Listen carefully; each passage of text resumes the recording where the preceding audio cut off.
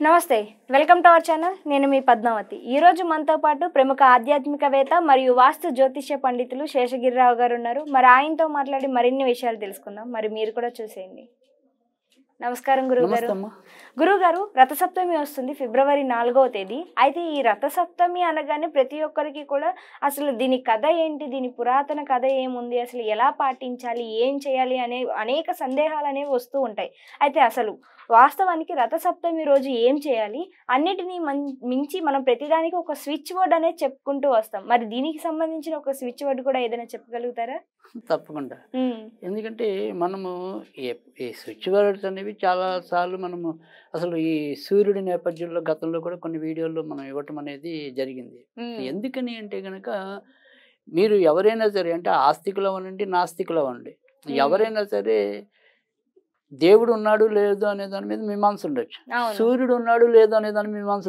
లేదు సో ఖచ్చితంగా సూర్యచంద్రులు ఇద్దరు ఉన్నారు అని ఒప్పుకు తీరాల్సిన నిజం సో సూర్యుడు అంటేనే చైతన్యం కనుక సూర్యుడు ఏమంటాం మనం మనుషులుగా ఒక పనిలోకి దిగాము అంటే కనుక పగలే ఎక్కువ ఉంటుంది కదా సో ఇవాళ రోజుల్లో దానికి వ్యత్యాసం అంటే మారిపోయి ఉండొచ్చు అంటే రాత్రి పని చేసేవాళ్ళు ఉన్నారు పగలు పని చేసేవాళ్ళు ఉన్నారు అది ఓకే కానీ సూర్యుడు అంటే చైతన్యం చంద్రుడు అంటే విశ్రాంతి మనిషికి కష్టపడేవాడికి విశ్రాంతి అంతే అవసరం అలాగే కష్టపడాలి అనుకునే వాడికి చైతన్యం కూడా అంతే అవసరం అందుకని మనకి సూర్య చంద్రులు ఇద్దరు కూడా ప్రత్యక్షంగా కనపడే దైవాలు అందుకే వాళ్ళని ఒకళ్ళ తల్లి అంటాం ఒకళ్ళని తండ్రి అంటాం తల్లిదండ్రులు ఇద్దరు కూడా కావాలి అలా ప్రతిదానికి కూడా రెండు ఉంటాయి సంగీతం అంటే శృతి తాళం అనేది ఉంటుంది అలా ప్రతిదానికి రెండు పద్ధతులు ఉంటాయి అంటే రెండు క్రియలు సంయోగం చెందితేనే ఆ కళ రాణింపు అనేది లేదా ఆ శాస్త్రం రాణింపు అనేది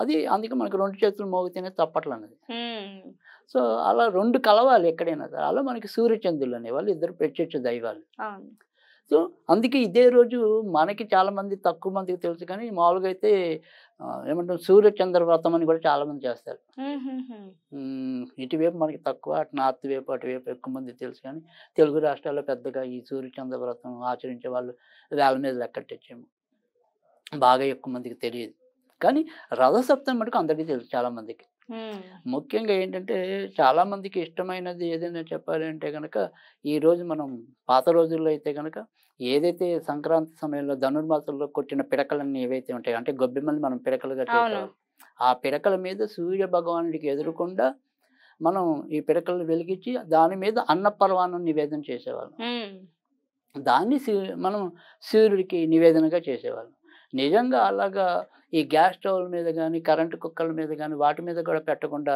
ఇలా నిజంగా గ్రామీణ ప్రాంతాల్లో కానీ ఇలా ఈ పిడకలు ఇలా వీటి మీద ఉడికిచ్చి చేసిన ఈ అన్నపర్వాణానికి ఇలా యాంత్రికంగా చేసిన వాటికి చాలా తేడా ఉంటుంది బాబా అసలు ఆ రుచి అనేది అసలు ఆ రుచి కనుక మీరు చూసినట్టయితే కనుక అబ్బా మళ్ళీ మళ్ళీ తినాలనుకుంటే అసలు అది ఆ రథసప్తమి నాడు మనం చేసే పరవానం రుచి అనేది మనం వర్ణించలేం అమ్మ ప్రేమకి మనం ఎలా కట్టలేమో ఈ పిడకల మీద సహజసిద్ధంగా వండి ఈ సహజసిద్ధంగా వండి నివేదన చేసిన అన్నపర్వాణం రుచికి అంతే వెల కట్టలేం అంత విలువైనది మధురమైనది సో అది ఆ రుచిని ఆస్వాదించిన వాళ్ళకి తెలుస్తుంది ఇప్పుడు మనం ఎలాగో ఈ వాస్తు ప్రకారము తూర్పు అభిముఖంగానే ఎక్కువ మంది ఇళ్లలో వంట అనేది ఉంటుంది కనుక తూర్పుకి అభిముఖంగా మనం వంట చేసే కారణం కూడా అదే వండిన పదార్థాలన్నీ కూడా సూర్యుడి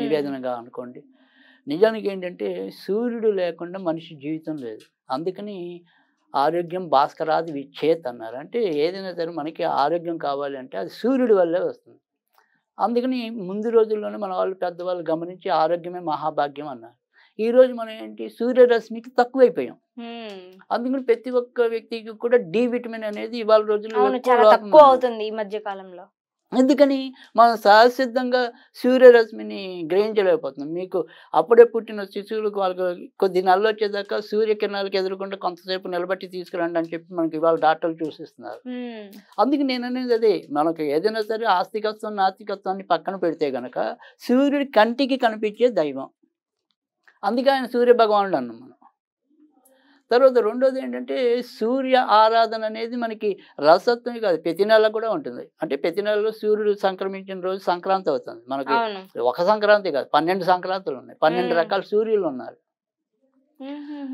సో ఇప్పుడు మనకి ఈ నెలలో వచ్చే సూర్యుడు ఏదైతే ఉందో దాన్ని పూషాదిత్యుడు అంటారు. పూషాదిత్యుడు.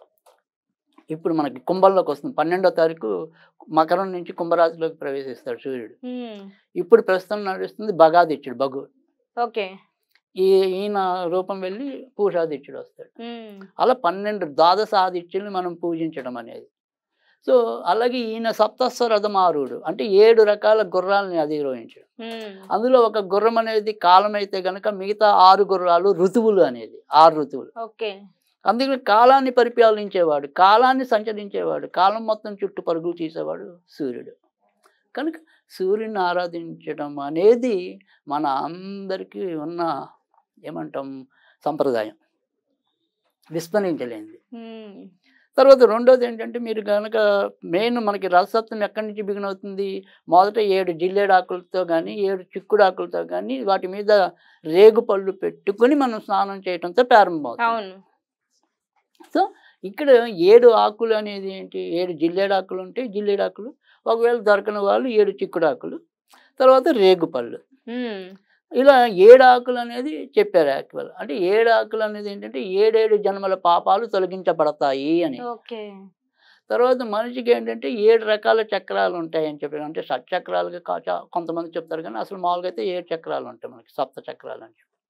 సో ఈ సప్త చక్రాల ఉద్దీపన కోసం కూడా ఈ సూర్యకిరణాలన్నీ కూడా ఇప్పుడుండే ఈ పౌష్యమాసం ధనుర్మాసం నుంచి కూడా ఎక్కువగా రేగపళ్ళలోను, చిక్కుడాకుల్లోను, తర్వాత వచ్చేప్పటికి జిల్లేడాకుల్లోను. అందుకని జిల్లేడాకుల్ని ఆర్క పత్రం అని కూడా అంటాం. సో ఆర్కుడు అన్నా కూడా సూర్యుడే అసలు మామూలుగా అయితే. అందుకని ఈ జిల్లేడాకులకి అంత ప్రాధాన్యత ఉంది. అందుకని వీటిల్లో ఇప్పుడు ఈ సూర్యశక్తి కొలువై ఉంటుంది కాబట్టి మనము అంత క్రితం నెలలో అంటే కొద్ది రోజుల ముందు భోగి చేసుకున్నాం పిల్లల కోసం. అవును, భోగిపళ్ళు రేగుపల్లి పోయటమేగా. అవును, రేగుపళ్ళు పోస్తారు. అందుకని రేగుపల్లిలో కూడా ఇప్పుడు ప్రస్తుతం సూర్యకిరణాలు కొలువై ఉంటాయని చెప్పి, సో పిల్లలకి ఆయుర ఆరోగ్యాలు లభించాలని చెప్పి మనం చేసాం. ఇప్పుడు రథసప్తమి నాడు ఏంటంటే పిల్లలే కాదు మనందరం కూడా బాగుండడం కోసం ఇప్పుడు చేస్తున్నాం ఇవే చిక్కుడాకులు ఉపయోగించుకుని. అంతేకాకుండా జిల్లేడాకులు వాటి వల్ల మనకి ఏంటంటే ఈ కిరణాలు మన ఒంటికి సరిగ్గా చేరుకుని మనం ఆరోగ్యవంతులు అవుతామని చెప్పి. కాబట్టి రథసప్తమి అనేది ప్రతి ఒక్కరు ఈ రకంగా చేసుకోవాలి. పొద్దున మనం స్నానం చేయటం అనేది ఆ రకంగా చేసి ఏదైనా సరే ఒక సూర్య గాయత్రిని పఠించడం, ఆదిత్యాయ విద్మహే సహస్రకిరణాయ ధీమహి తన్నో సూర్య ప్రచోదయాత్, ఇలా 10 సార్లు అనుకుని అవకాశం ఉన్న వాళ్ళు నీటిలో కొద్దిగా చందనం పౌడర్ని కలిపి ఈ చందనం నీటిని ఆర్ఘ్యంగా సమర్పించాలి సూర్యుడికి. అలా 10 సార్లు సమర్పించి ఆ తర్వాత మనం ఏదైనా ఇందాక చెప్పుకున్నట్టు ఈ ఏమంటాం నివేదన, అన్నపరమాన్నం నివేదన అనేది చేసి పూజ చేసుకోవాలి. అంటే వీలుంటే ప్రతి ఒక్కరు కూడా ఏదైతే ఉందో పిడకల మీద చేయడానికి, పిడకల మీద ఇవాళ మనకు వచ్చేప్పటికి ఏంటంటే కొన్ని స్టవ్ల మీద చేస్తున్నాం, ఎక్కడో కొద్ది మంది మాత్రమే. అనేది ఏంటంటే కొంతమంది ఇవాళ ఈ పిడకలు ఇవాళ కొన్ని ఆన్లైన్ సైట్లలో దొరుకుతున్నాయి. అవును, ఒకప్పుడు ప్రతి ఇంటికాడ దొరికే ఉచిత వస్తువు కాస్త ఆన్లైన్ లో కొనుక్కోవాల్సిన వస్తువుగా మారి, అలా కొంతమంది పాపం ఆ రకంగా కష్టపడినా సరే ఏదో రకంగా తుణవ పనమో ఆ యొక్క వ్రత ఫలితాన్ని పొందాలి అనే ఒక ఆకాంక్షతో పాపం ఉన్నవాళ్ళు, వెతుకుతున్న వాళ్ళు, అన్వేషిస్తున్న వాళ్ళు కూడా ఉన్నారు. సో అందుకని ఇక్కడ ఏంటంటే ఎవరి శ్రద్ధ ఎవరి భక్తి వాటి మీద ఇవి ముడిపడి ఉంటాయి. కానీ మనం అనుకునేది ఏంటంటే సరే ఎవరికి నిజంగా అయితే పిడకల మీద ఉడికించి తినటం అనేది చాలా శ్రేష్టము, రుచికరము. సరే ఇంకా మిగతా పద్ధతుల్లో అవి ఎలాగో నడుస్తే అందరి అవే ఉంటాయి కుంపట్లు. సో అందుకని ఆ ఇక్కట్లు మనకి ఎలాగో తప్పవు. సో అది ఆ రకంగా వాళ్ళు చేసుకోవటం అనేది ఉంటుంది. కానీ చెయ్యటం అనేది ఇక్కడ ప్రధానం. ఎందుకంటే మనం సూర్యుడికి ప్రత్యక్షంగా తెలిపే కృతజ్ఞత ఇది. అవును, ఎందుకంటే మన హిందూ సంప్రదాయంలో ఏది మనం తీసుకుంటామో తిరిగి వారికి ఏదో రకంగా చెల్లించడం, కృతజ్ఞత చెల్లించడం, అదే మన హిందూ ధర్మం. అందుకే మనకి హిందూ ధర్మంలో చేసిన వాడు మేలు మరవకు అని 10 సార్లు చెప్తారు వాళ్ళు.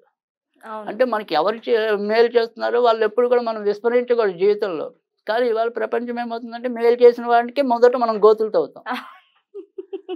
సో ఆ రకంగా అది మనకి వస్తున్న దౌర్భాగ్యం. సో కానీ అలాంటి దౌర్భాగ్యాలన్నీ నశించి ఆరోగ్యం అనే సౌభాగ్యం పట్టడం కోసం ఖచ్చితంగా మనం అందరం కూడా రసత్వమి అనేది చేసుకోవాలి. తర్వాత ఒకవేళ మనం ఏదైనా సరే ఇందాక మనం సూర్యుడికి గాయత్రి చెప్పాం కదా, ఆదిత్య విద్మహే సహస్రకిరణాయ ధీమహి తన్నో సూర్యః ప్రచోదయాత్ అనేది చెప్పాం. ఈ రోజు ఆదిత్య హృదయం అనేది అది కూడా కొద్దిగా ఎండొచ్చాక చదివితే చాలా మంచిది. ప్రాతः సమయంలో కాకుండా కొద్దిగా సూర్యుడు అప్పుడప్పుడే ఎండలోకి వస్తుంటాడు చూడండి. అంటే పూర్తిగా నీడకిను పూర్తిగా ఎండకి మధ్యలో ఉంటాడు. ఆ రకంగా అంటే అప్పుడప్పుడే ఎండ పెరుగుతూ ఉంటుంది అనమాట ఆ ఉష్ణోగ్రత.